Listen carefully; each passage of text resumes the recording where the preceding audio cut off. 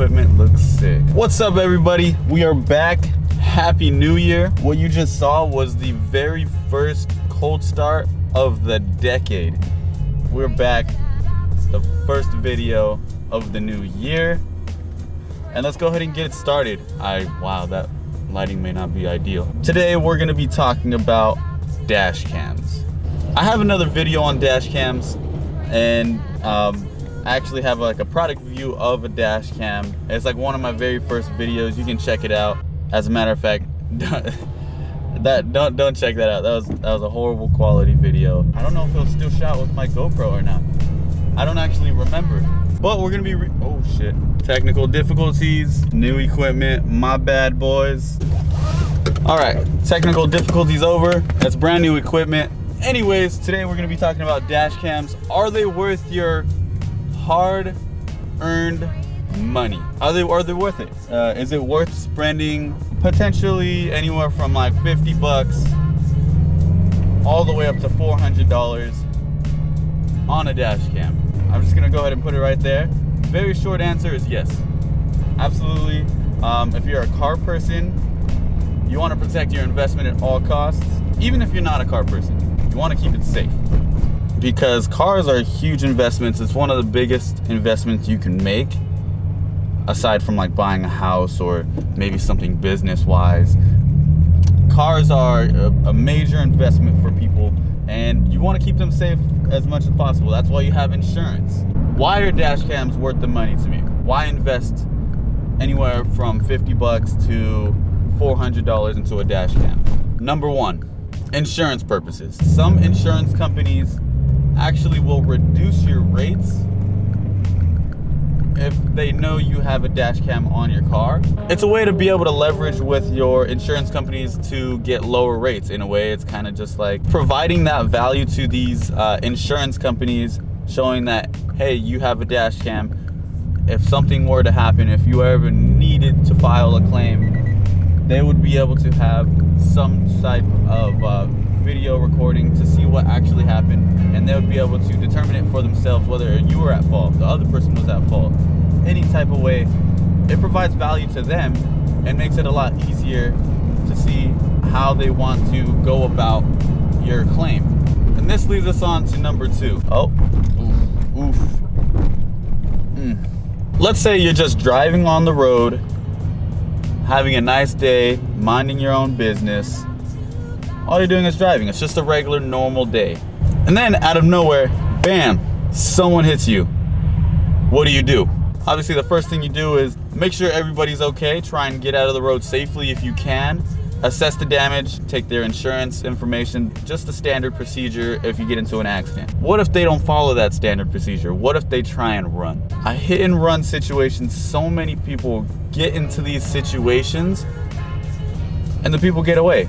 And what is that left for you? That means you get hit, they get away, no consequences for them except for the damage they have to their car. It's their fault, so they run. They may not have insurance. They may not want to pay a higher rate, so they get scared and they run. But if they run and get away, you have no way of having your car fixed. If you have full coverage, sure, you can use it. You can file a claim saying that you got hit, but it was a hit and run. You don't have any evidence of that, so then you have to pay your deductible. Depending on what your deductible is, a lot of people can have $500. Some people decide, hey, I want an $1,000 deductible. That's horrible. Can you imagine spending $1,000 out of your own pocket because someone else hit you? You did nothing wrong. So just like that, you lose $1,000. And since you used your insurance, a lot of times your insurance rates will go up. It sucks, but it just, for some reason, that's how it goes. Your insurance goes up, your rates go up for using your insurance, and you have to pay a deductible of however much your deductible is, if you have a deductible. Most people do. Let's say if this same scenario would happen and you had a dash cam. They try and run. All you would have to do then is just make sure you have their license plate, and you can call the police, file a hit and run, show them the show them the video. Hopefully you have their license plate somehow, whether it's written down, whether the actual picture of it says it, or if you're recording audio and you just decided to yell it out while you were driving and reading out the license plate while you were following the person. As long as you have their license plate, you're more likely not to be losing out on your money, having to use your insurance coverage out of your own pocket. First off, they'll get the consequences that they were accepting once they started running off and not accepting responsibility for them hitting you. And if they have insurance, they'll have to deal with those consequences with their insurance company as well.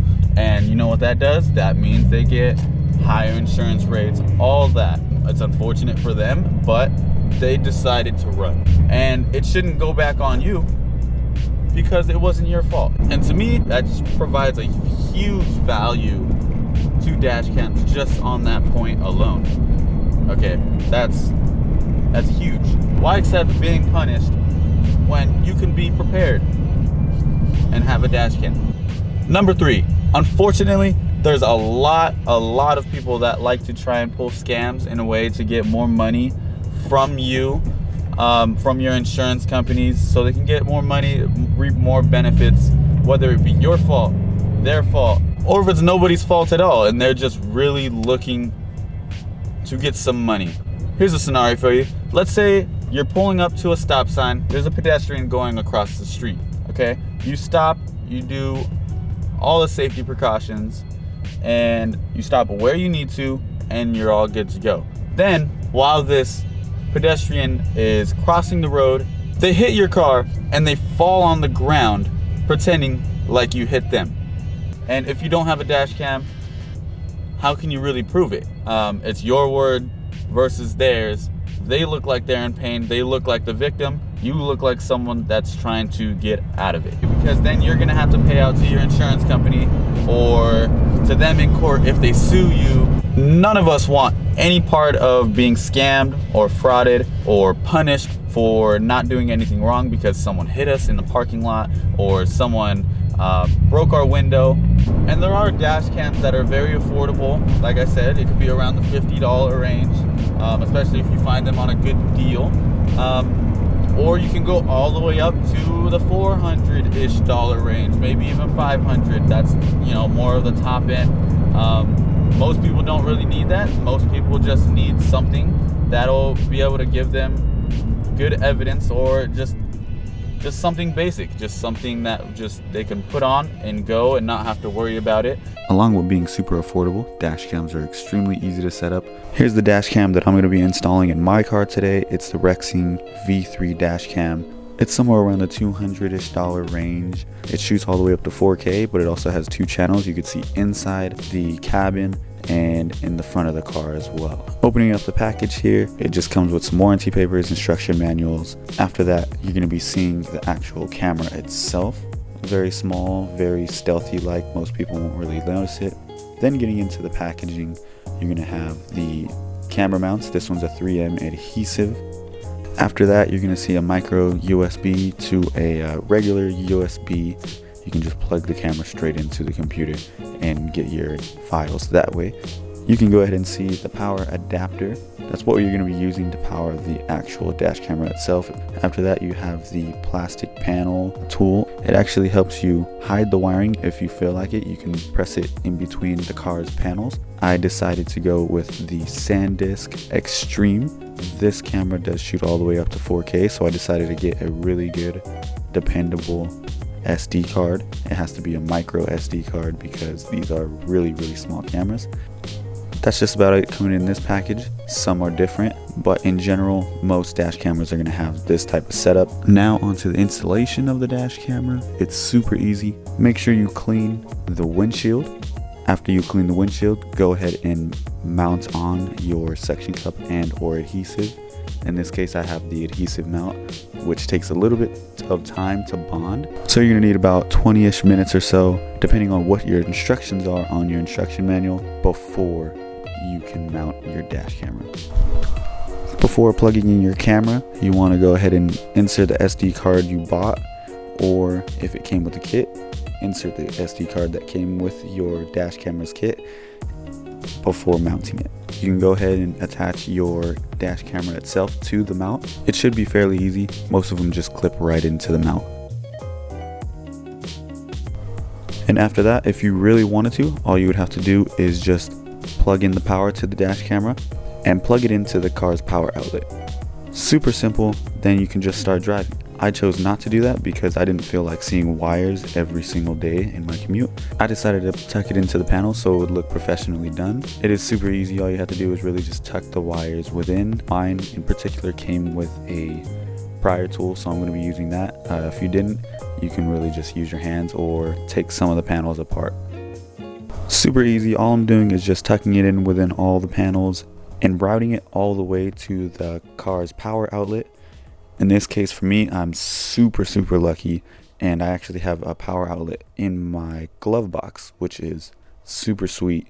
After I'm done with all the wiring, all I had to do was really just plug it in, tuck up all the wires, make sure it's nice and neat, and then the power just comes on. After that, you can adjust your settings or you can just get in and go. So overall, I believe making the $50 to $400 investment in a dash cam can save you thousands in the long run, as long as you keep it on. And I believe everybody should have one because it saves you money,